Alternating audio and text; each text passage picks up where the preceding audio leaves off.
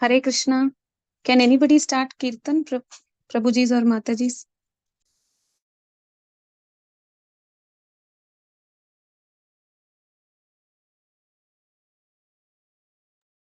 Hare Krishna, then I will start. Hare Krishna. Namo Vishnupadaya Krishna Pristhaya Bhutale Srimate Bhakti Vedanta Swami Niti Namine Namaste Saraswati Deve Gauravani Pracharine निर्विशेष शून्यवादी पाश्चात्यादेशतारिणे जय श्री कृष्ण चैतन्य प्रभो नित्यानंद श्री अद्वैत गदाधर श्रीवासादि गौरभक्तवृन्द हरे कृष्णा कृष्ण कृष्ण हरे हरे हरे राम राम राम हरे हरे हरे कृष्ण कृष्ण कृष्ण हरे हरे हरे राम राम राम हरे हरे जय श्री कृष्ण चैतन्य प्रभो Nityanand Shri Advaita Gadadhar श्रीवासादि गौरभक्तवृन्द. I'll sing Jai Radha Madhav now. Jai Radha Madhava Kunja Bihari Jai Radha Madhava Kunja Bihari Jai Gopi Janavallabha Girivaradhari Jai Radha Madhava Kunja Bihari Hare Krishna Krishna Krishna Hare Hare Hare Rama Rama Rama Hare Hare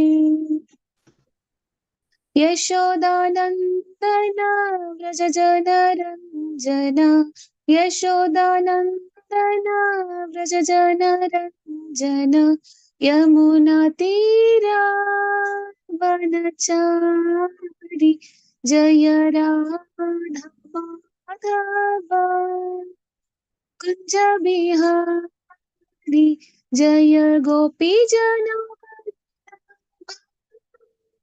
Girivaradhari Hare Krishna Krishna Krishna Hare Hare Hare Rama Rama Rama Hare Hare Hare Krishna Krishna Krishna Hare Hare Hare Rama Rama Rama Hare Hare Jaya Radha Madhava Kunja Bihari Jaya Gopi Janavallabha Girivaradhari Hare Krishna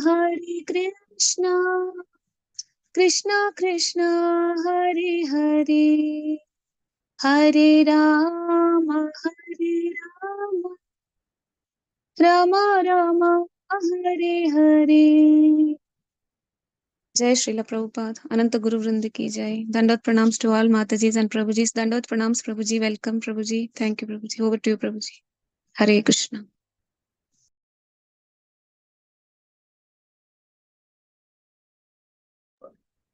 Hare Krishna. Thank you so much. Thank you for the wonderful Kirtan. So Hare Krishna to all the devotees, all Matajis and Prabhus. So I hope my audio is okay, video, audio, all okay? Yes, Prabhuji. Perfect, Prabhuji. Thank you. So we'll get started with the Srimad Bhagavatam. So today we'll be looking at the third canto, chapter 9, verses from 4 to 8. So we'll be doing 5 shlokas. So a lot of opportunities for people to read out the shlokas and read the translations also. Om Namo Bhagavate Vasudevaya. Om Namo Bhagavate Vasudevaya. Om Namo Bhagavate Vasudevaya. Narayanam Namaskritya Naram Cheva Narottamam Devim Saraswatam Vyasam Tato Jaya Mudirayet Nashtaprayeshu Abhadreshu Nityam Bhagavata Sevaya Bhagavati Uttama Shloke Bhaktir Bhavati Naishtaki Mukam Karoti Vachalam Pangum Langayate Girim Yat Kripatam Aham Vande Shri Guru Dinatarinam Ramananda Madhavam Shri Chaitanya Ishwaram. Hare Krishna. So, will I be able to share the screen? You can make me the co-host. Hare Krishna, Prabhuji. Yes, Prabhuji. Thank you.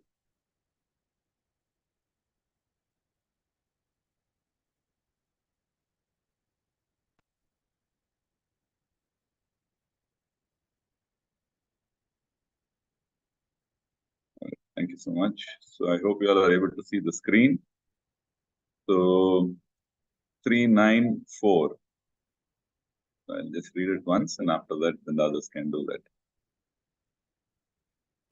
Tadva idam bhuvana mangalaya dhyane smanodharshitam ta upasakanam tasmai namo bhagavate anuvidhema tubhyam yo anadrito naraka bhagbhir asat prasangaihi. So who would like to try this? I see some hands up. Anita Mataji. Yeah. Hare Krishna Prabhuji. Hare Krishna. That was pronounced to you.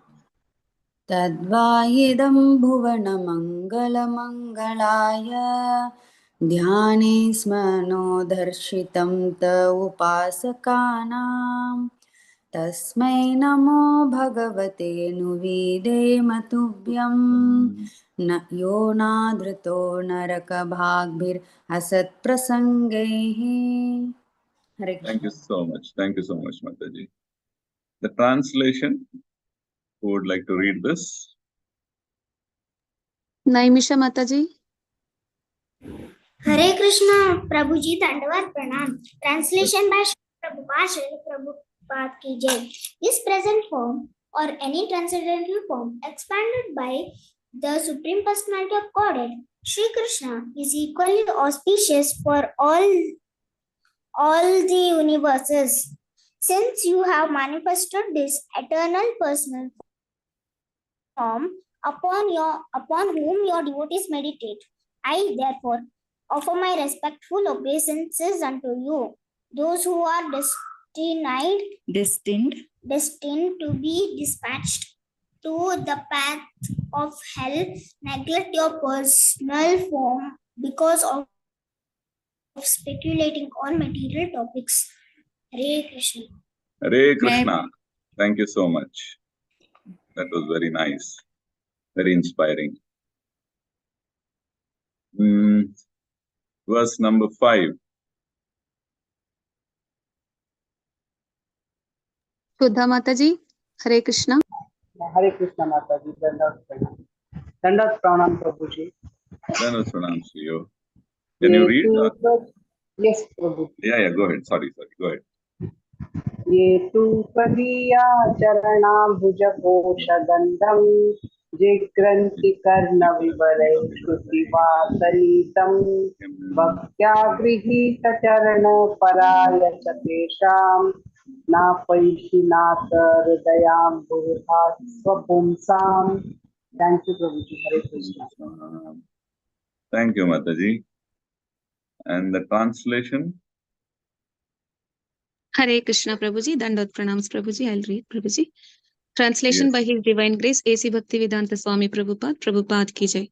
O my Lord, persons who smell the aroma of your lotus feet carried by the air of Vedic sound through the holes of the ears accept your devotional service. For them, you are never separated from the lotus of their hearts. Hare Krishna. Thank you, Prabhuji. Dandot pranams. Hare Krishna. Dandot pranams. So verse number 6. Anita Mataji, Hare Krishna. Mataji, I'm sorry, I just read the It's words. okay, Mataji. No one has raised. It's No, okay. there's Sharmila Mata has just put up her hand. Okay, Sharmila Mataji. Hare Krishna. Tavad bayam dravina deha sufaran nimittam shokas praha paribhavo vipulas chalobaha tavan mameti asadavagraha arti moolam yavannate angrim abhayam pravrinita lokaha. Thank you, Prabhuji. Hare You can only read the translation, Mataji. Okay. Translation by His Divine Grace, A.C. Bhaktivedanta Swami Prabhupada, Srila Prabhupada ki jai.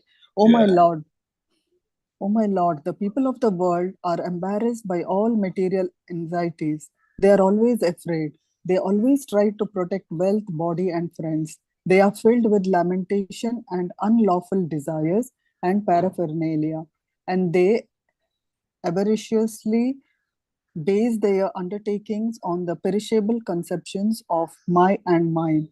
As long as they do not take shelter of your safe lotus feet, they are full of such anxieties. Thank you, Prabhuji. Hare Krishna. Hare Krishna. Thank you so much, Mataji. 7 also. Mataji. You can read, Mataji. Archana Mataji. Hare Krishna. Pranams. Devena te hadadiyo bhavada prasangat sarvashubho samanat vimukhendriyaye kurvandi kama sukalesha lapayadina loba vibhuta manaso akushalani sashvat. Thank you, Mataji. Chandrika Mataji, you can read the translation.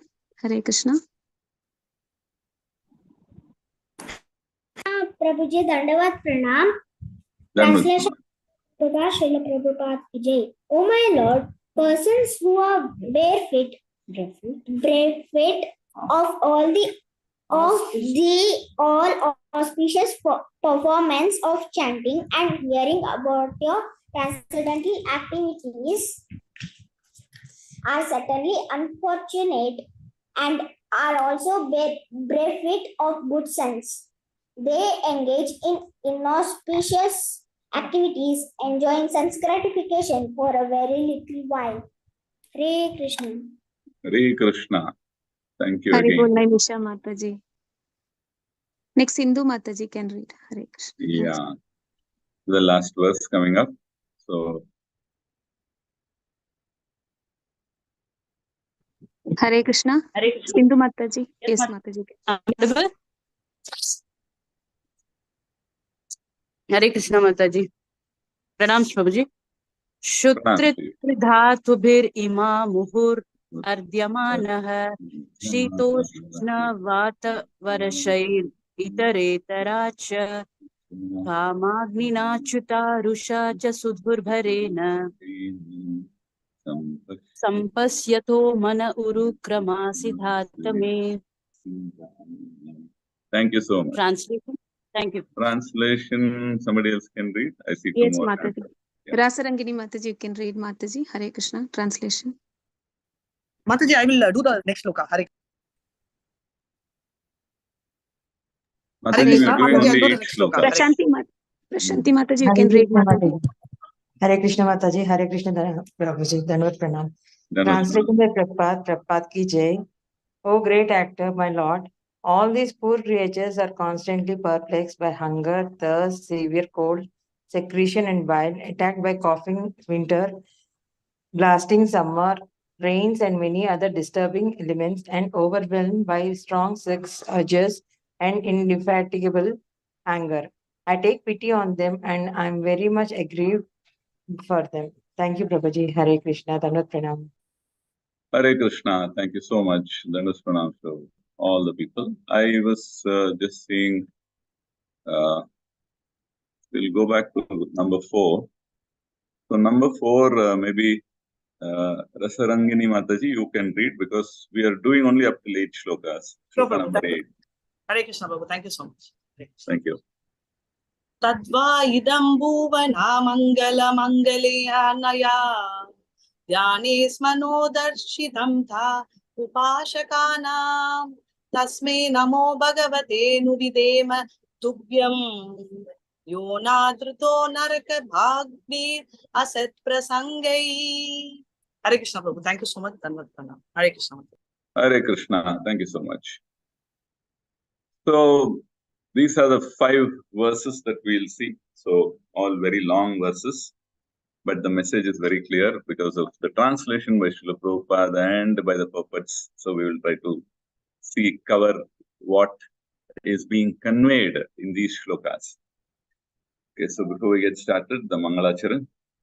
Om Ajnana Timirandasya Jnananjana Shalakaya Chakshurunmilitam Yena Tasmai Shri Gurave Namaha Shri Chaitanya Manobishtam Stapitam Yena Bhutale Swayam Rupakada Mahyam Dadati Swapadantikam Namo Vishnupadaya Krishna Prestaya Bhutale Srimate Bhaktivedanta Swami Niti Namine Namaste Saraswate Deve Gauravani Pracharine Nirvishesha Shunyavadi Paschayata Deshatarine Jai Shri Krishna Chaitanya Prabhu Nityananda Shri Advaita Gadadhara Srivasadi Gauravakta Vrinda Hare Krishna Krishna Krishna Hare Hare Hare Rama Rama Rama Hare Hare.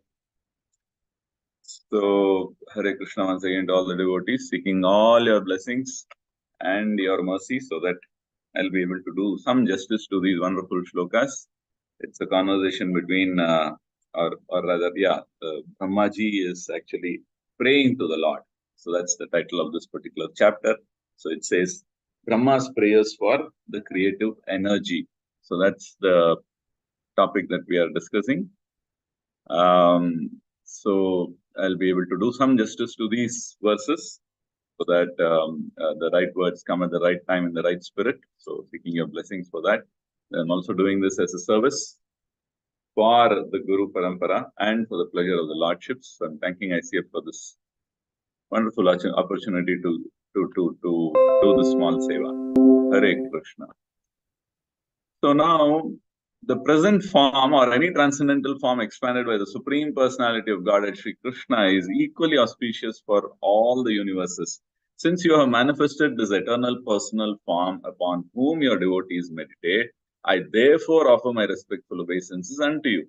Those who are destined to be dispatched to the path of hell neglect your personal form because of speculating on material topics. So, this is how actually in this chapter, Brahmaji is actually beginning to speak to Lord Vishnu. So Brahma is actually saying, he starts off by saying like, he says like today after many, many years of penance. So actually before this, Brahma was in deep meditation. So we know Brahmaji, when he was created, he didn't know what to do. He didn't know what was his purpose. Why was he here in that particular place on top of the lotus? Why was he there? So he tries to go and then get to the bottom of things. So he tries to go through the stem for many, many years, and then he doesn't get to the end. So he comes back. There's a lot of things that happen for him. And then finally, there is a prompting that happens by way of a sound, ta and pa, ta, pa. And then he meditates on that. And then for many years he meditates. And then finally, he is having the darshan of the Lord. And then the Lord has revealed many things to him. So he's saying now, I have come out of this many, many years of penance, and I have come to know you. So he's addressing the Lord directly. And then he says, I have come to know you. So for that, he is feeling very fortunate. So he says that I am fortunate that I have this opportunity now to know you. So generally, when somebody is doing so much of endeavor, like we sit and then do a penance for our 12th standard or whatever, and then we get good marks or we are successful, then generally we take the complete credit for that. So I worked hard and then I have got. So here there is a difference. There is a vast difference. Brahmaji's did all the hard work of penance meditation for 100 celestial years he has meditated. But then he is not taking credit for that. He is not attributing it that the success here is seeing the Lord and understanding the Lord. He is not attributing it to his meditation. He is attributing it to the mercy of the Lord. He is saying that I'm fortunate for that. I'm one of the fortunate persons who is able to understand you, and then now I'm able to speak to you and I'm having your darshan. So this is the mood of Lord Brahma. This is the mood of a receiver. It's not the mood of an achiever, you know. So generally in the material world, we have this mood of an achiever. Any effort that we put in, then there is a result. Then immediately we attribute that result to the effort that is put in. But then we forget the mercy of the Lord. By and large, we forget that. So here Brahmaji is actually giving us a message by saying that he is very fortunate. And then he also feels that the others are not so fortunate. They are very unfortunate. So he is seeing the form of the Lord. Which is the form of the Lord that he is seeing? Anybody wants to attempt this? What is the form of the Lord that he is seeing, or he is addressing, or he is talking to? The 400 Sai Yeah, the Garbhodika Sai Vishnu, because Garbha, and then from the navel, the lotus is sprung, and then he is there. So he is connected to the Garbhodika Sai Vishnu. So he concludes, there he is seeing the Lord, and then he is concluding what? He is concluding that all incarnations that come from you.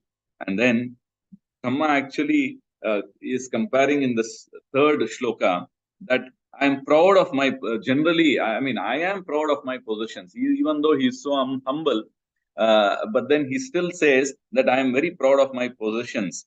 What is the example that he is giving? I have this body and I have the senses and all of that. But then you have created the entire universe, but then you are not, and then you are the reason for this entire manifestation, the cosmic manifestation. And yet you are not touched by matter. That means what? You are not proud. You are not attached to this. You are not having any attachment. You are still detached. So he has done this huge, wonderful job, but then he is not attached. He is not taking any credit. He is not into that. So this is an aspect that Brahmaji is trying to pinpoint. And then he says, whereas I am not like that. If Brahma himself is talking like that, then what about us? So Brahma is seeing the Lord's form, the cosmic manifestation that is there. That means he is seeing the creation or the cosmic manifestation. And then he is also seeing the Brahman. And he is able to conclude rightly how the form is superior to the other aspects. So he is directly addressing to the form of the Lord. When compared to the creation or the unmanifested Brahman, he doesn't choose those. He is directly addressing the form of the Lord. Even in Arjuna's case also, even though he saw many forms, like he saw the Virat Rupa and then the 400 form and then the 200. So he says, I would prefer the 200 form. So everywhere we can see the devotees, their progress means culmination to the point of accepting or worshipping or praying to the 200 form of Lord Krishna. So Krishna's form, and then here in this particular verse, what is being told is that Krishna's form or any other form of Krishna or of the expansions of Krishna. That means because we know Krishna has expanded in many innumerable expansions of Krishna is there. So all of these forms are very auspicious. So what is this underlying key word here? When I say Krishna's form or any form of the expansion of Krishna is all auspicious or it is mangal. So that is what we saw here. So what is the key word here that we'll have to be aware of? What is the key word that makes sense that brings about auspiciousness? Mangalaya. Mangalaya. Yeah, Mangala is the auspiciousness. But what is bringing the auspiciousness? It is the form of the Lord. Yeah, it is the form. See, it is not. Hare Krishna. Yeah, thank you. I heard somebody speak form. So form is the key word here. So it is the form of the Lord. That means it is not the impersonal feature of the Lord, but we are talking about the personal feature of the Lord, the form of the Lord. And Bhuvana Mangala means what? Auspicious for all universes. So it is not just our universe, all the universes, there is auspiciousness in the form. So it is not like somebody might think, okay, in this material world, maybe form is important, but then somewhere else in some other universe, form is not so important, or some Brahman takes precedence in that particular place, and only here there is form is important and all. No, nothing like that. Here very clearly it says that all the universes, it is the form that is making, that is bringing about the auspiciousness. So it can't be neglected as it is done by persons who land up in hell. Who are the type of people who land up in hell? They are the people who neglect the form of the Lord. So now the focus is on the form. So what happens when we worship the form of the Lord? Then there is auspiciousness. And for people who neglect the form of the Lord, then there is they are paving their way or path to hell. So that is what is being told here. So then, what was that? Yo anadrito naraka bhagbhir asat prasanghai. So this is what Brahma is saying. So he is bringing the focus on to the form of the Lord, and then he is trying to bring out just a minute, and he is trying to bring that, the importance or the relevance of the form, so that we are not deluded by other things. So if you look at the next verse, what is he saying? So Brahma is saying that what is the position of a devotee with respect to the form of the Lord? Okay, there is this form of the Lord, and then there are the devotees. So what is the relative positions of both of them? So there he is saying that the position of a devotee is at the lotus feet of the Lord. And at the lotus feet, so the position is fixed for the devotee, which is the lotus feet of the Lord. And then the activity is also kind of fixed. What does it mean? They smell the aroma of the Lord's lotus feet. So they are actually taking in the aroma of the feet of the Lord, and then they hear the Vedic knowledge through the holes of their ears and have willingly accepted the devotional service to the Lord without any expectation of anything in return. So what is devotional service? It means that you serve the Lord, but then you don't have any expectation whatsoever, be it material or spiritual. Without any of those expectations, they just have willingly accepted the devotional service on their own accord, willingly, without being forced or without being tricked or any of those things. They have taken it up, ahaituki, So in this way, Brahma is saying that there is this form of the Lord, and the form is very auspicious. And then the position of the devotees is that they are at the lotus, they would prefer, or they would like to be at the lotus feet of the Lord, and then they will take the aroma. That is, they are using their senses in deriving the entire aspect or the concept of the form of the Lord. So they want to be immersed in it. So how do they get immersed? By using their senses, the smell, then the ears, and all of that. And of course, their mouth, they'll be seeing the prayers, or they'll be glorifying the Lord. So in every way, they are just using their senses to glorify the Lord.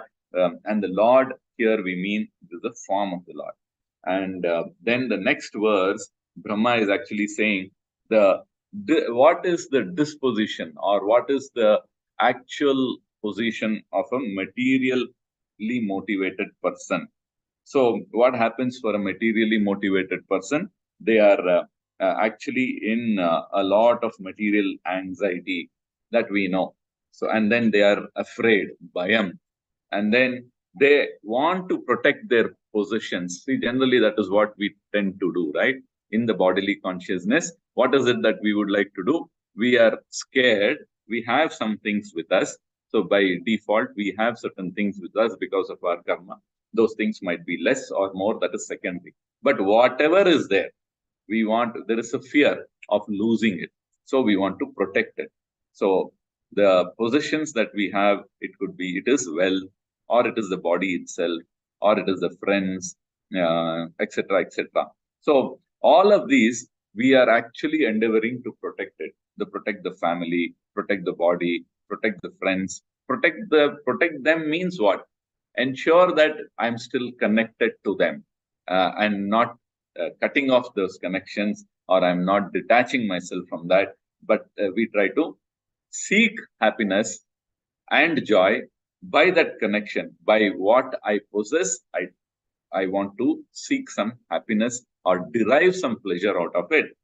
But this whole exercise is waste with this conception of body and then the bodily related possessions, etc., is a complete waste. Why is it a waste? Because it is perishable. So what do we mean by perishable? It means that it is not permanent. It is temporary. So it just is there for some time. After that, then it is gone. So what are we talking about here? So we're talking about the entire material world, which is Dukhalaya, which has a lot of misery. And then it is Ashashvata. That means it is temporary. So now this thing is the pravruti or the propensity of a person who's materially inclined.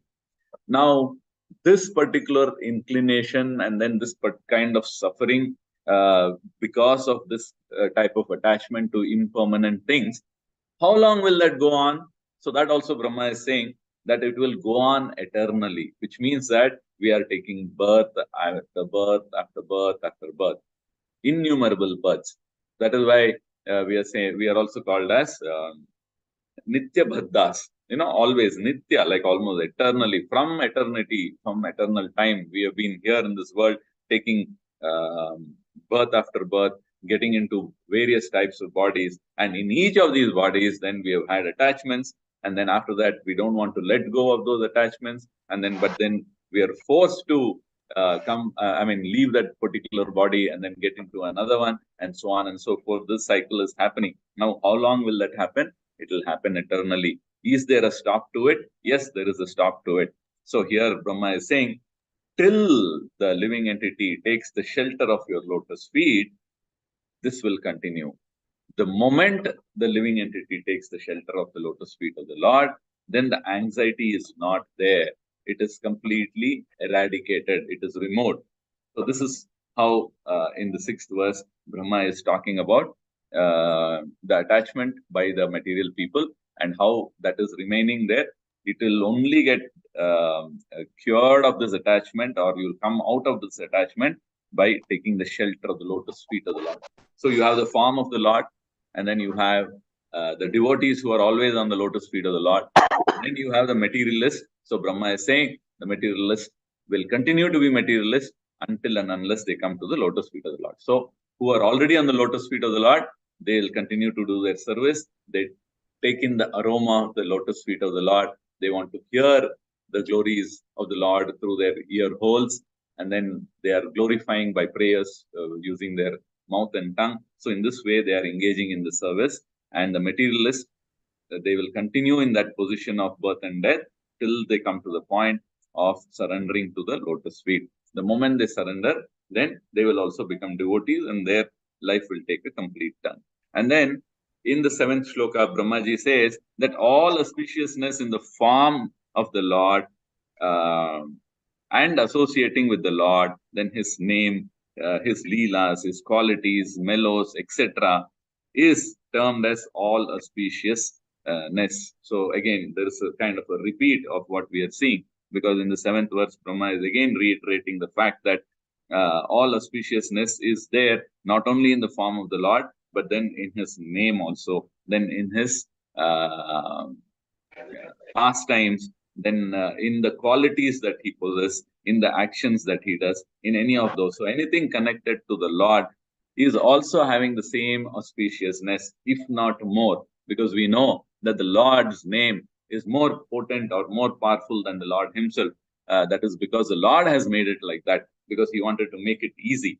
So the Lord has actually vested his potency in his activities or the leelas, then in his name, then of course in the form it is there, and then in his qualities, in all of these things, the Lord has vested it. So anything connected to the Lord is also having this all auspiciousness, and that is why it is all auspicious when we chant the name of the Lord, or we hear the name of the Lord, or we hear the pastimes of the Lord. All of this becomes auspicious because the Lord has vested that kind of potency in it, so that the auspiciousness is there. So he has extended it not only to his form, but to the things that are related to the Lord. And then people who are bereft of this particular thing,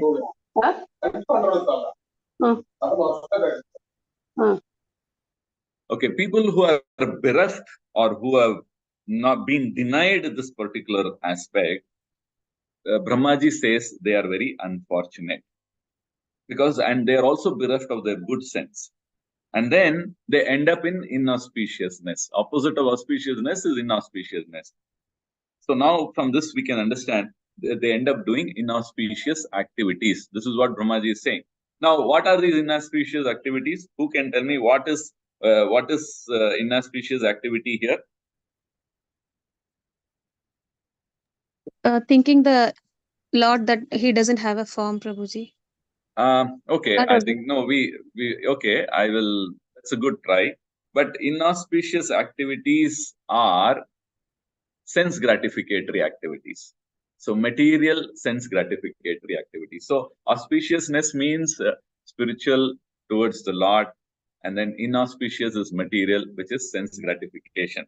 So the person who's bereft of this particular aspect of auspiciousness by his own choice. It is not that somebody denied it to him. No, it is by their own choice, because they have willingly accepted material things as their own, and they have identified themselves with the body, and so on and so forth. So what happens is they end up doing inauspicious activities. So all material activities, sense gratificatory activities, are inauspicious, and anything to do with the Lord becomes auspicious. So this is a beautiful definition of what is auspicious and what is inauspicious. Generally, we think we'll have to see the muhurtam, time, and everything, even for some auspicious activities. But that is not the case. When we have to, when we are taking the Lord's name, we can do it anytime. Whether it is in Rahu Kalam or any time, we can always chant, we can hear, we can do. There is no such restrictions for the Lord, because it is connected with the Lord, and because it is connected with the Lord, it is all auspicious. There is nothing like inauspiciousness. Whereas if we do material activities, even in good time, in a very auspicious time, we are doing some good, some material sense gratificatory activity, then it is inauspicious. But now, why is it inauspicious? When we are doing some material activity which gratifies our senses at the right time, proper muhurt also, still it becomes inauspicious. Why? Because there is no Because involvement we, in Supreme Lord. Krishna is not involved. Yeah, Krishna is not not connected. there. Krishna Very is true. not in the center. Yeah. But what happens by that activity? What you all are saying is correct, but what happens by that activity? Bonding, Prabhuji. The bondage is there. Bonding, yeah. So when we are bound to it, so any sense gratificatory process means we incur bad karma. So that bad karma means it will take us lower. Taking us lower away from the human form, or a lower human form, means it is inauspicious. Any type of advancement towards the Lord is auspicious. Any movement happening in the opposite direction, that is away from the Lord, is inauspicious. So when we turn our back towards the Lord, it is inauspicious. When we turn our face towards the Lord, it is auspicious. So it's a very wonderful thumb rule to follow, and so that we will not have any doubts, because we know we are doing it in the right frame of mind, so we can do it anytime and then move on with it. So this is what Brahmaji is saying here, how he is saying that all the other activities which is enjoying the sense gratification becomes inauspicious. Then in the final verse, that is the 8th verse, we are saying how Brahmaji is continuing that such materially attached living entities are poor creatures, he feels. He's feeling for them now. See, up till now, he was giving facts. He was telling who are materialists, who are spiritualists, and in the spiritualists, who are the people who accept the form of the Lord and who don't accept the form of the Lord. Now, there are three categories. You have a materialist, and then you have spiritualists, two categories basically. But within the second category of spiritualists, there are two types. One is the impersonalist and then the personalist. So now, both impersonalist as well as the materially attached people, they are bereft of the auspiciousness because they are not taking the form of the Lord, or they are not going down to the form of the Lord, or they are not accepting the supremacy of that. So they are bereft of all auspiciousness. Now, this was the fact that he stated. And in the 8th verse, he is saying that I am feeling very sorry for them. He is feeling for them. He understands that because of this particular situation, they are beaten down by hunger, by thirst, by severe cold, by secretion of bile, and then winter, summer, rain, etc. And then there is also the strong sex urge and indefatigable anger. That means anger that cannot be quenched. It's not like your anger. Anger is one thing, it has a different effect. All the other things, when you go through it, then you become a little calm. But then anger, you keep getting angry, then it makes you more angry, more angry. It's an upward spiral. Unless somebody intervenes and then calms you down, and then of course it comes down. Otherwise, it keeps on increasing. So without control. So indefatigable anger. So this kind of anger, when somebody is subjected to, then Brahmaji is actually feeling very sad for them. He says, I pity them and I'm aggrieved by them. So from these verses, we can see the quality of Lord Brahma. He is a Vaishnava, no doubt about it. Why he is a Vaishnava? Because he is praying to the Vaishnava, to Vishnu. He's seeing him and he's praying. And then he's also exhibiting this quality of Paradukha Dukhi. So he's seeing all these entities and then he is realizing that they are suffering and then he feels for them. He feels very sad. This is a very wonderful quality of a Vaishnava. We can understand to what extent we are progressing in our spiritual understanding by this one simple realization. When I see somebody in distress, do I feel happy about it?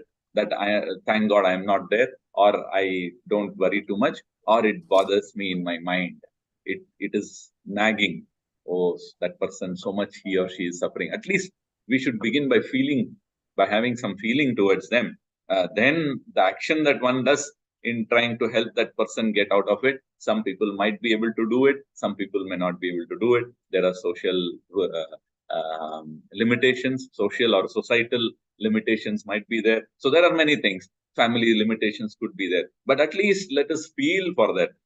That means then our consciousness and our thinking is in the right frame of mind. And that is something that will please Krishna. And then if we surrender to Krishna, then some avenue will open up whereby we can actually alleviate or remove that particular suffering for that individual. But if we don't feel, then we'll not move to that next level of doing something for them. So here Brahmaji is actually Paradukha Dukhi. So he is accepting the form of the Lord as all auspicious. So that's another quality of a Vaishnava.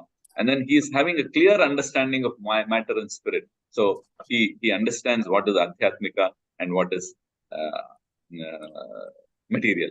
And then what is material and what is spiritual, he has a good understanding. Then he also understands that he needs to take shelter of the Lord, which is absolutely necessary to get out. And how the Lord is supreme and the others are not. So the supremacy of the Lord is accepted. And then he is praying to the Lord. And then he is Paradukha Dukhi. He is accepting the form of the Lord. And he has a clear understanding of matter and spirit. And then he is taking the shelter of the Lord. Or he knows that we have to take shelter of the Lord. It is absolutely necessary to get out. So he is describing these things as in his prayer. And then that is how he is concluding in the 8th verse. So these are some of the aspects that we are seeing in the run that we are having, where we are going shloka by shloka. So now if you look at the purport for all this, what is Prabhupada saying, then it will help us to understand a little bit more and then have more clarity on this, even though we are convinced. So now, like you all rightly said, in the fourth verse, we saw about the impersonal and the personal feature of the Lord.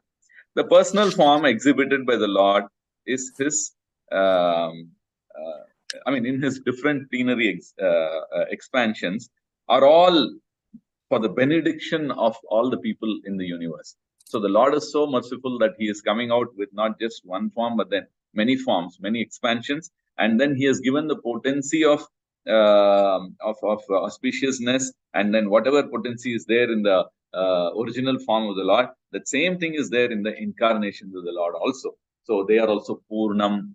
They also they have this potency of, they are also transcendental, and then their forms are not mundane. So there are some of these points which tell us that it is auspicious to worship any form of the Lord. I mean, not worshipping the form of the Lord is not accepted, or it is not the right way to look at it, because we need to accept the form of the Lord and then do the seva for that particular form, and then meditate on that form. The Navavadi Bhakti can be trained towards the form of the Lord. Thereby, we will be in receipt of all the benediction, all auspiciousness, and everything. Otherwise, it doesn't happen. So we should not meditate on the Brahma Jyoti, or the meditation in the form, the personal form of the Lord is actually worship. But meditation on the Brahma Jyoti is not worship. So persons addicted to the impersonal feature of the Lord are all pilgrims to hell. So actually they go down to hell. It is almost like a karmi, like a non-believer. Even though a materialist also will go down to hell, but then a spiritualist or a transcendental person, if he is stuck in the impersonal feature of the Lord, then he or she is paving the way for hell. And that is what Prabhupada brings out that aspect in the purport very nicely. And then there is also this reference that is given to the 5th shloka in the 12th chapter, which says that the impersonalist waste their time. So such association with impersonalist is condemned. And so we should keep away from impersonalists. Prabhupada also very clearly used to say that when you say a Mayavad or an impersonalist, then leave alone talking to that person. You should go and then have a bath, he used to say. So that is just to stress the importance of keeping away, because they might influence us to such an extent that we will get confused, or we will get discouraged with what we are doing. And then we might suddenly develop an attraction towards impersonalism, which becomes completely opposite side. We might think both are spiritual, but actually, even though both are transcendental, but accepting the impersonal form is as good as going towards hell. So this is what is very clearly being told here. And then, of course, then the expansions of the Lord we saw. So that is there. So we should be aware of the personal and the impersonal. That's the only thing that comes out very clearly in this. And then subsequently, in the next verse, he is saying that, however, for pure devotees, there is nothing beyond the lotus feet of the Lord. We saw that the devotees of the Lord want to be at the lotus feet of the Lord. So the Lord knows that such devotees desire nothing more. The Lord knows that they don't want anything. They just want to be at the lotus feet and they want to serve. And in return, they don't want anything. It is like, let us say you are the master, and then you have a person, an individual, who is coming in as your employee or as your servant, and then he only wants to serve, and then he doesn't want anything in return. Can you imagine? It is so difficult to imagine, but that is bhakti. That is bhakti yoga. And then, so when that happens, can you imagine the position of that master? That is the Lord in this case. The Lord also understands this, and then he also desires for nothing more from the pure devotees. So he doesn't want to leave the devotees. He doesn't want to let them go. So while the devotees don't want to let go of the Lord also doesn't want to let go of a devotee like that. It is like how the employee doesn't want to leave the employer also doesn't want to leave the employee. So it is two-way. And this kind of a relationship is transcendental relationship.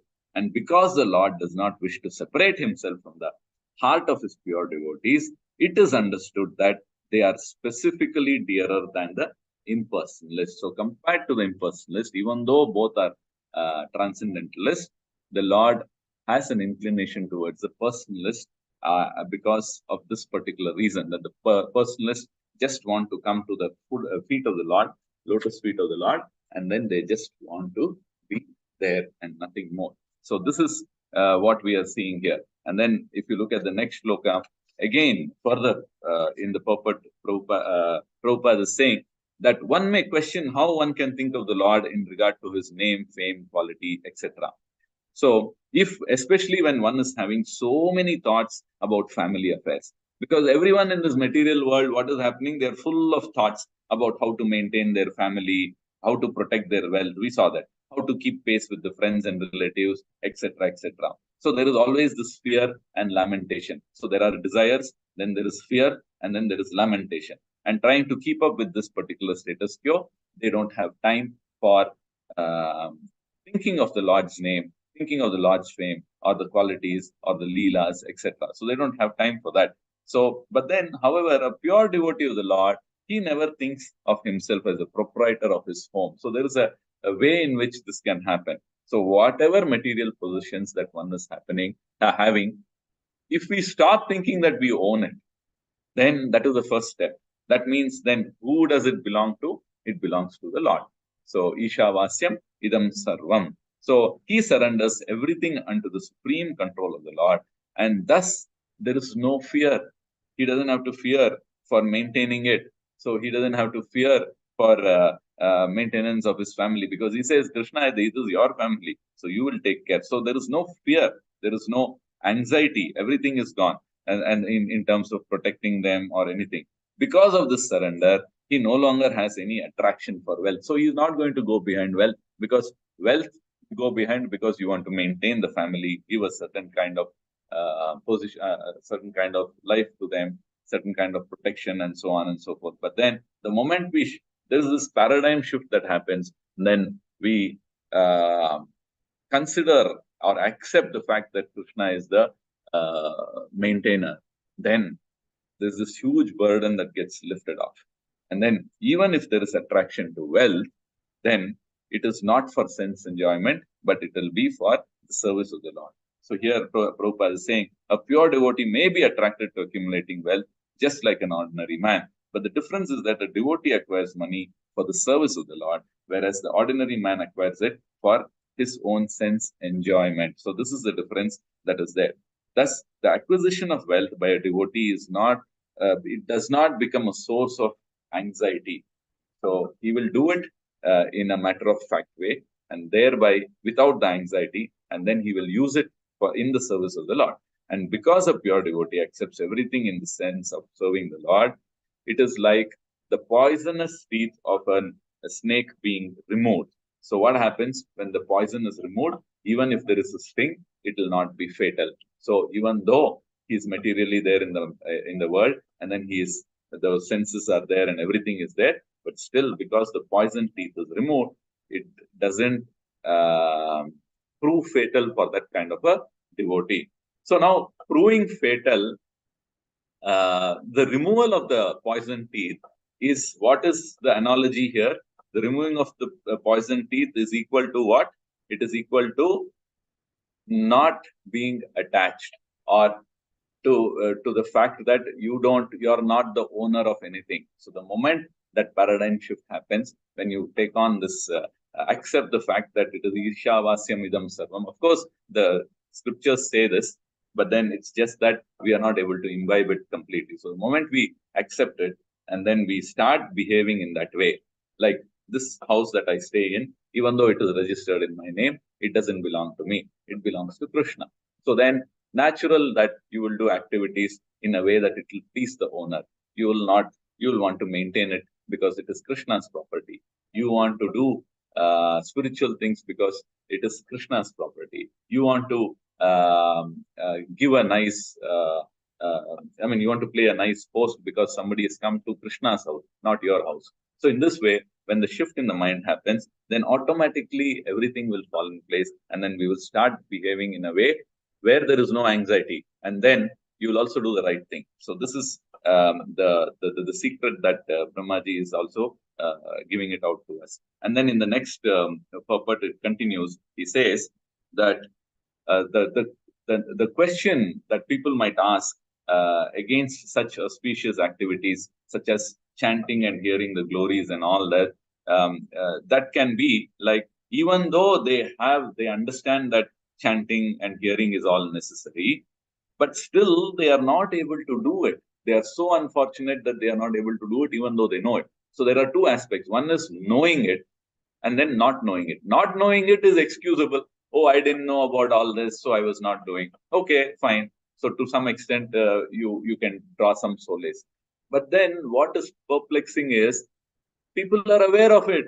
They are hearing it, and then it is being repeated. They accept it, and then when they hear it, they have accepted it, and all of that. But then they are not able to do it. So where is this coming from? It is like a student. He knows he has to study well, but he is not able to study. It's like a student. He knows that exams are coming, so he shouldn't waste his time, but then he ends up wasting his time.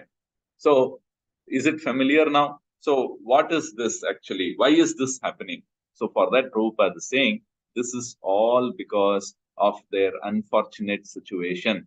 And that unfortunate situation is because of the supernatural control that is there for all the offensive things that they have done in the past, which means that all the bad things that they have done, which means the sum total of all their karma. So it is their bad karma that is playing around, which is making them or forcing them or drawing them to be entangled in the material world and suffer for the things that they have done, which is what is which is what is responsible for them not being able to give their attention completely to devotional service, even though they are aware of it. So this is a very important fact. So now, how do we get out of this? Does it mean that then I'll have to wait till all my bad karmas are over? No. As we continue, it will never get over. So it will always be there. And then it is there so much that it is this stock which is inexhaustible. So we cannot wait for it to come down and then I will start. No, that's not how it is. The Lord's pure devotee, however, they will actually take the compassion on such individuals who are suffering in this material world.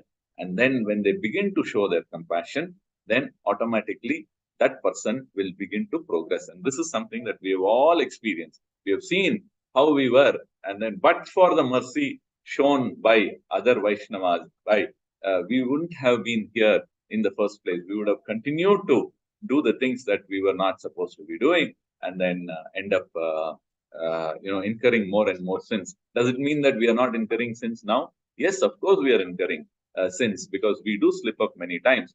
But then the consciousness is in the right place. The determination, the Shraddha is there, and then the faith is there, the determination is there. So actually, we will have to open up for the mercy of the Lord. And once we open up our hearts to the mercy of the Lord, depend on the Lord. This is the third stage where he says, then nothing belongs to me, but everything belongs to Krishna. That aspect is brought in, internalized by us. Then the Lord takes care of all the karmas. He takes them away, and then he gives us the right ambience or the right frame of mind so that we can continue to, or we can progress in doing the devotional service. So each day will become better than the previous day. And then we make progress gradually. And then as we progress gradually, our determination becomes better. And so the progress becomes faster. And then we start galloping. It's like a horse. It is walking, then it is trotting or whatever, and then it is galloping like that. The speed picks up. So in this way, all this is because of the mercy of the Lord and nothing more. Our effort is to just make that initial attempt and then make up in our minds that I need to get away from this material world and then attach myself to the lotus feet of the Lord, or at least develop that desire, and then pray to the Lord to give us the strength, the courage, the fortitude, and the Shraddha, that is the faith, so that I may not be deviated. So that is what now we'll always have to ask the Lord that please save me from Maya, save me from all these other external energies which are acting on me, which will draw me away from you, which is inauspiciousness. That is all the senses which are acting, which are trying to entice us, trying to pull us away from the Lord. But we will have to make that extra effort and then say that I want to be connected, and then pray to the Lord, then the Lord will make it happen. So this is what is being told here. And then, of course, we saw the quality of the Lord. So in the 8th verse, Brahma is saying, or Srila Prabhupada is saying, a pure devotee of the Lord, like Brahma and persons in a disciplic succession, are always unhappy to see the perplexities of the conditioned souls who are suffering the onslaught of the threefold miseries which pertain to the body and mind, and then also to the disturbances of material nature, and to many other such material disadvantages. So there are so many things. They have been plagued by such things, tossed and turned in that particular ocean of disturbance, and not knowing adequate measures for relieving such difficulties. Suffering persons sometimes pose themselves as leaders also. So there's another mistake that they make. They think that I'll get you out, but they themselves are in it and they don't know how to get out themselves, but they say they'll help the other person. It is like two persons in the water. One wants to save the other, but the person who wants to save also doesn't know swimming. So how is that possible then? It is not possible. So this is the kind of ignorance that we are in today. And thereby, Prabhupada actually gives this example of a blind leader. So blind leader trying to lead another blind man. So both of them will end up falling in the ditch. So that is not the right solution. Therefore, unless the devotees of the Lord take pity on them. So what they are saying is, don't allow another blind person to be led by another blind person, but then as a devotee or a practicing devotee of the Lord, take pity on them and teach them the right path. So this is a preaching advice that is being given here. And therefore, their lives become hopeful. Otherwise, it will be a hopeless failure for them. So in this way, we'll be able to develop some compassion. So we started off by developing compassion and then saying that if you are compassionate enough, then you will give the best social service that you will want to do. The best social service is not giving them money or not giving them food and all that. Of course, that also can be given. I'm not denying it, but it can be given in the consciousness of Krishna. So that's a different, it's a detailed topic by itself. So we'll not go into it.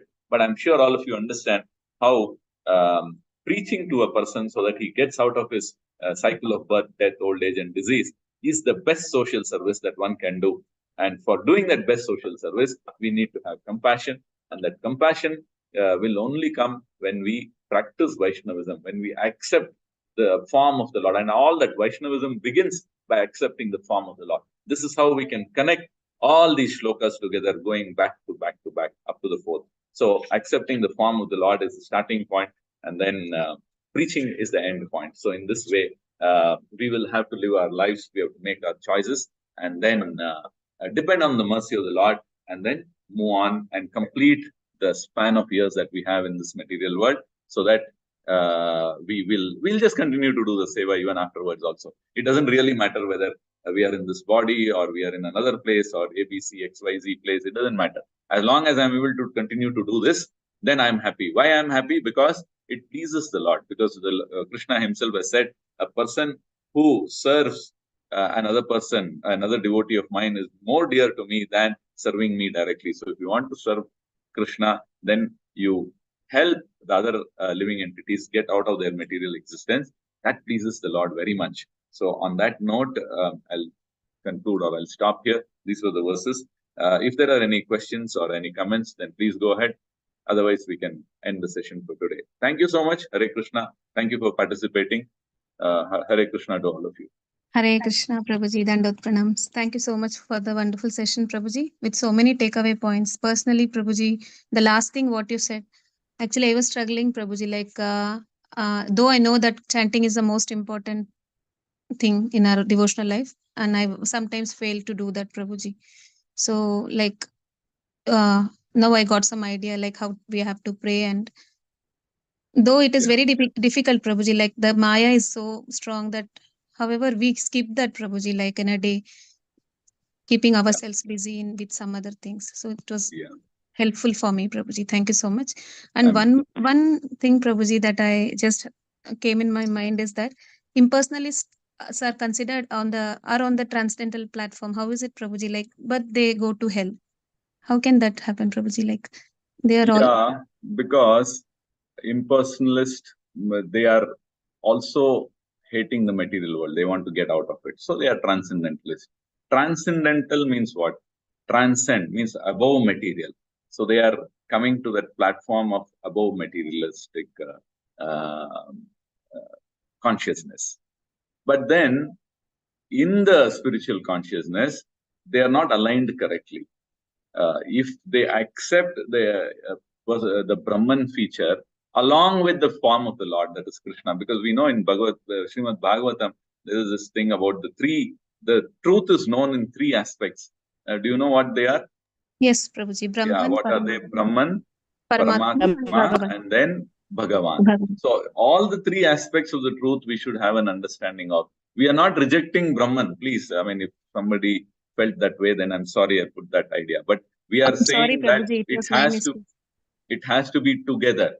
Then it makes sense. And in that, the foremost is the personal feature, and then only the Brahman comes, because from the feature, from the form of the Lord, the Brahman is there. And that we can see in Ishopanishad Shloka. So looking at on the strength of the Vedas, we can understand how the form of the Lord is supreme and the Brahman is not. Now, when they catch hold of Brahman, then it is as good as hell, because Brahman,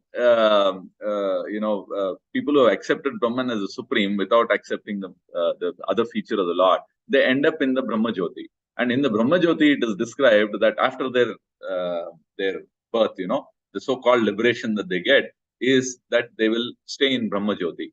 Now, in the Brahma Jyoti, then they are just there without any activity. They are seeing all the wonderful things happening. It is like tying your hands and then you are allowed to witness a feast spread that is there and all that. As a foodie who loves to eat, and then he is seeing all of that, but his hands and mouth are tied, and then nobody is there to help him. How long you think he is going to tolerate that? Is more torturous, right? It is very hellish for him, even though he is in heaven, which is actually all the food items are there. That is heaven for him or her. But then he's not able to do it. I mean, he cannot eat it, he cannot relish it, he can't do anything. So it becomes hell because he is tied, he is bound, he cannot use his hands to pick it up and put it in his mouth or any of those things. He's just seeing.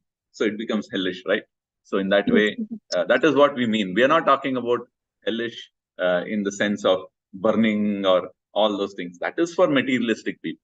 Here, hell is the Brahma Jyoti itself because of this reason, what I just said now. I hope that clarifies. Yes, Prabhuji. I just wanted that difference, Prabhuji. Like being transcendental means like it is above the material platform. Above the material, yes. That's okay, Prabhuji. Thank you so much, Prabhuji.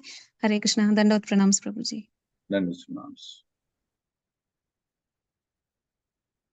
Hare Krishna. Anybody has any doubts, Mataji's or Prabhuji's, please? Prabhuji is ready to answer. Hare Krishna. No questions. I'll try to answer. Hare Krishna. Thank you, Prabhuji. Hare Krishna, Prabhuji, you are so clear. You explained so well. We understood word to word, Prabhuji. Thank you so much. Dandavata pranam. Hare Krishna, Prabhu. Sorry, one small question, Prabhu. Prabhu, Radhika here, Rasarani Radhika. Just one doubt, Prabhu, in the sense we keep telling that we have to be transcendental to the modes, which is fine, Prabhu. But then technically, theoretically, it's fine. But practically, how do we get transcendental to the modes, Prabhu? We just have to follow our Shravanam and Kirtanam, right, Prabhu? Or is there any other alternate means? The only way to transcend the modes is by surrender, is by sadhana bhakti. See, like, let us take a material situation. Like, say, you are a child and then you are with your father and then you're going, father or mother, whatever. I'm just giving an example. And then you're going out. And then you get into some argument or something happens, you meet a friend or something like that happens, some situation. But then because the father is there, you want to abuse, you become very angry. That is your nature, mode of nature. Now, how to transcend that? On my own, I cannot because I don't have the intelligence. But then, father is there, so there is some fear. And then the father says, no, don't say anything, keep quiet. And then you just obey. So there is surrender, then there is obedience. And then the father or mother might also say, okay, just calm down now, take some water. Or he or they or she might say, just repeat this thing so it will calm you down, do om, whatever, some solution is being given. So actually we are surrendering and then we are doing sadhana bhakti. And our mind is not willing to accept it at that point, but still we do it. And then the end result, it turns out well. Then we realize, we become a little more wise. We realize, oh, see, if I get into a situation like this, let me do it in this way, even if my father is not there or my mother is not there. So like this, sadhana bhakti is that only. First we are told, then when they are not there, they are not watching us also, we try to implement that. And that is the only way we can transcend the material modes. Our nature we can transcend and come out of it. If we give in to those emotions, then we are not transcending. We are just giving it in. Anger comes, jealousy comes, all of it comes. But then we try to get over it with wisdom, with jnana chakshushu. Sure, Prabhu. And the one extension of your question, sorry, Prabhu, is when we counter a lot, many times we keep telling materialistic people we should stay away and all that. But unfortunately or fortunately, I've never had a challenge with materialistic people. But when I come across a lot of spiritual people, maybe my expectation is also high, not the very senior devotees. I'm talking about the beginner. So the feeling is I see more of jealousiness or anger in them as well. So what is the actual solution, Prabhu? Should we sort of, because we are at the beginning stage, obviously we cannot correct. So should we like stay away from them or stay with them and keep our heart clean? Because the second is very difficult. See, we can stay away. It depends on the individual. But one thing is, let's not be judgmental. Because somewhere we are becoming judgmental. So that's another third limb to it, not being judgmental. So we might always give them the benefit of doubt. Okay, maybe he didn't mean it, or I'm sure he must be regretting now, he or she, even though they showed that anger. So, and then you just don't judge that person for that. But then look at what he or she has done. Oh, he came to the temple in the morning, 7 a.m. itself, whereas I came at 9 only. I could come at 9 only today. Wonderful. And then he sang so well, or some, whatever, that anger could be for something. But then there would be another list of things that he or she would have done. So if we try to focus on that, rather than that one black spot, which is that anger or that jealousy he or she displayed. It is like what we learned in kindergarten also. Our teachers used to say, no, the black spot is more visible than the whole sheet is white. Very true, very true. Yeah. So we'll have to use those things and then somehow convince ourselves. And then it's about convincing ourselves. Sure. Yeah. I know it's difficult. I'm only giving you theory, not that I'm doing no, it. No, not at all, Prabhu, because that's always let us a conflict. all practice it. That is what I'm trying to say. Sure, but always my doubt will be, should you be and correct them or should you stay away? Because we are also beginners. So that has always been a conflict, Prabhu. So that is Mataji, this correction factor, even though we do want to do good, we have to be a little cautious because we should know that individual if we have to correct. So if there is a personal rapport, then there can be a scope for correction. And then we have to choose a time for correction. It is not at that point when it is happening. Because, I mean, all those materially what we have learned, all that will come. How to give feedback, all of that has to be used. So in this, because we are still material. So maybe you have to call that person later or whatever it is, that kind of a thing. Or you can say, I was a little disturbed when you reacted like that. Otherwise, you're so inspiring, Mataji, like that, so they will also realize, oh, because of this, it is affecting someone else so much, and then they'll try to be a little more cautious because everybody is in the same boat and we are all struggling. Sure, Prabhu. I think you've answered. Thank you so much, Prabhu. Hare Krishna, Prabhu. And happy Saraswati Puja. Hare Krishna. Thank you. Hare Krishna, Prabhuji. I'm very sorry, Prabhuji, because your answers are so we can apply it so well, Prabhuji. So that's why I have a small question, Prabhuji. Krishna says that whoever comes in the Bhagavad Gita, come to devotional service, he will take away all their wealth and everything. And in that Chaurashtakam, he says, no, Prabhuji. Yeah. And simultaneously, there is another saying also. Those who are pious, they will get a good family, a good birth, an aristocratic family, and parents will be devotees like that. So you need not bother for all that such things, so that you can perform devotional service so well.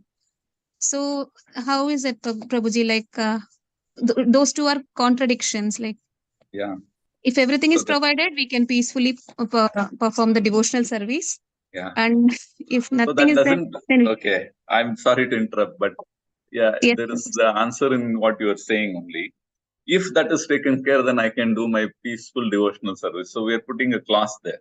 If that is done, then I can do this. So we are putting a clause there. But then it is not ahaituki aprapeta. So whatever happens. So this is, I mean, what you are thinking is also good. But then the best is that one. I mean, all of us think in the way you said, because we are also scared. Because he will take away the wealth, and then that's one shloka that scares everybody. I mean, the practicing devotee, and I've heard senior people also talk about it, and then they say that is one shloka that you never dwell upon or one angle, because it will confuse people. But then once you reach that stage where it doesn't really matter, then wealth is there or not there, it doesn't matter. So this question only does not come. It is a non-question. It's not a question at all then. But then as long as it remains a question, then it means that we are still putting a clause. So our devotion is not, it is still ahetuki apratyata. At least theoretically, let us understand and accept this. Then going towards practically realizing it, that we will leave it on Krishna. So he is going to show us the way. So dependency on Krishna should be more. And then I don't know how he will do it, but I know he will do it. That's all. The faith and dependency is there. So that way, it's a progress that will please Krishna more, so to speak. Like Prabhuji, initially when we come to devotional service, there won't be much challenges, Prabhuji, that for chanting and everything. Later and later, it becomes a very difficult. I have faced it, Prabhuji. So that is why I asked. Because that is with every one of us, because we judge people, so we are doing some kind of an aparad and offenses with the way we behave. We don't realize it. We have this air of confidence. We have this air of, I know it better than you. In subtle ways we display it. So what to do? It is there. So, yes, Prabhuji. So for that we need the mercy of the Lord. So only knowledge is not okay. Along with knowledge, the mercy of the Lord is also needed. So only using my brains to understand everything and I'll become a great devotee is a very stupid conclusion. But along with the knowledge, jnanam, vijnanam, sahitam, and with the weapon of knowledge, cut the bondage, all of that. We are praying. So everything is prayer. So Lord, please help me to get there, to understand this, to realize this. So this should be the mood of a receiver, not the mood of an achiever. That is what my counselor or a person who used to mentor me used to always use this word as achiever and receiver, and they are opposites. And so well it fits, you are doing chanting in the mood of an achiever. I did so much. I did 32 rounds. Every day I do 32. That's okay. That is good, but then it's not the best. And then receiver, like humble, and then mercifully, by the mercy of the Lord, I was able to chant, keep saying it, even though you don't mean it. One day you will actually get that feeling. So it is very important to be cautious on that front, how we talk, what consciousness we want to cultivate. Even though it doesn't come naturally, we'll have to cultivate.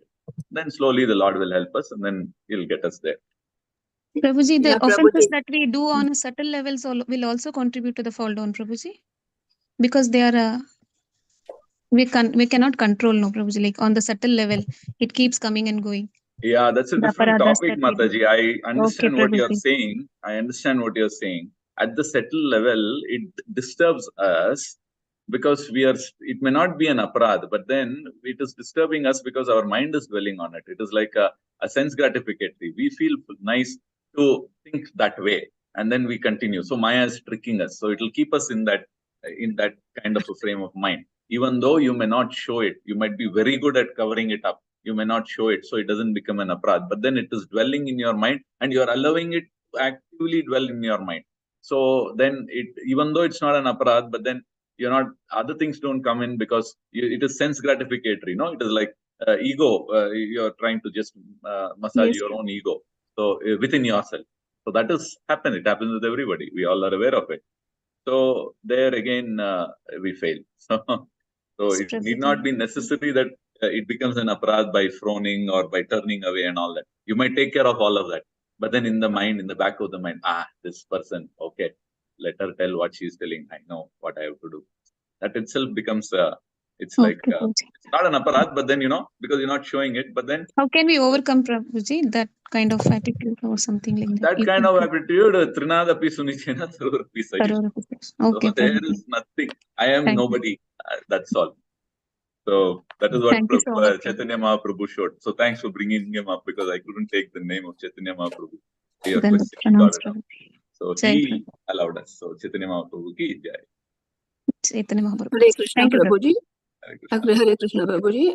As to what Suma Mataji mentioned just now, and whatever we have come across in our scriptures, that Krishna takes away everything when you become a good devotee. But not necessarily, Prabhuji, because I have also seen so many people, they are really, really good devotees. But then the more they are in the devotional service, they are prospering also. So there's two sides of the coin, Prabhuji. Yeah, Mataji, it is not that when he becomes a good devotee, he takes away. No, it is not like that. Krishna decides what is needed and how to enhance the devotion of that particular individual. Yes. So, Yes, Prabhuji. so giving or taking away, it is for a higher purpose. Like how he takes away first and then he gave for Prabhupada. And then there are many devotees who continue to have a lot of wealth, but then they are also devotees, practicing devotees. And then Prabhupada himself used to tell some of them, no, you continue to do, like for Ford's grandson, no, he was saying like Ambarish Prabhu. So he said, no, you continue in your business and all, but then you please, help spread the movement and all that. So Yes. he has been received some instructions by which he is progressing. I mean, he is doing what he has to do.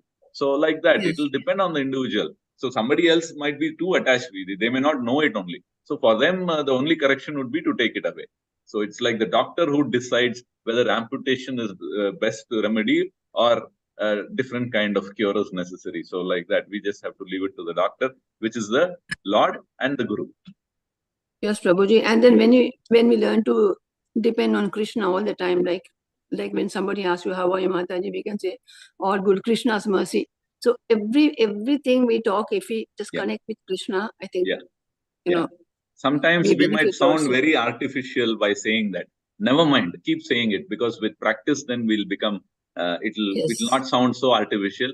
Then someday we will actually begin to mean it from someday onwards. Yes, So, yes, Prabhuji. so that's very important. And that is why don't judge when you find somebody artificially trying to say, oh, no, Krishna, I don't know what he has in for me. Sometimes, we might get a little irritated with somebody when they speak like that.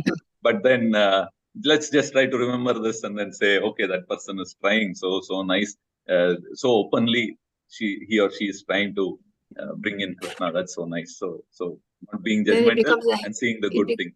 It becomes habit also, Prabhuji, when we connect with Krishna, everything, automatically it comes out.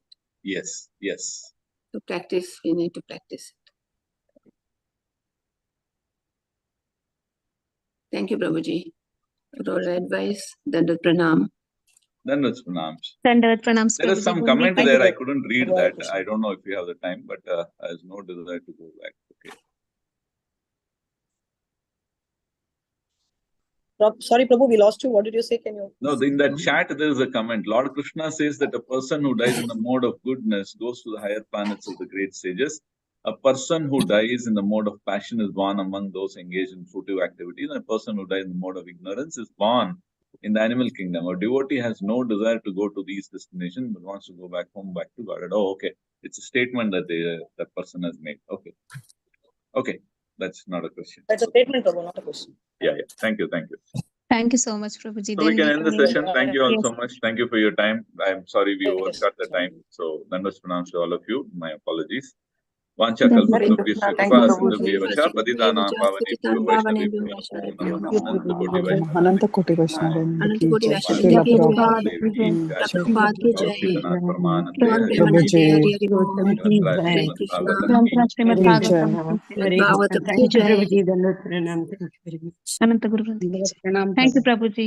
Dandavat pranams. Hare Krishna. Hare Krishna. Thank you. Shall I end the meeting? We can end the session. Thank you, Mataji.